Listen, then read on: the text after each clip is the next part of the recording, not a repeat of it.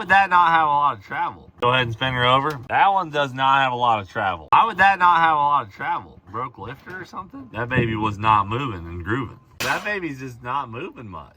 Alright, let's just pop this rocker off real quick. See what happens. It's like the lifter's not going all the way back down. That's exactly what's happening. I mean that. Shoot. Pop the intake off. We can get a lifter in there. Let's get our tool bag. First things first, we got to get kitted up. What we might have going on here is a damaged valvulator and a damaged liftulator, and possibly a push rod that is not pushing, rather it's pulling. See what happens when your push rods aren't push rod, they turn into pull rods. Yeah, and then you're Holy screwed. screws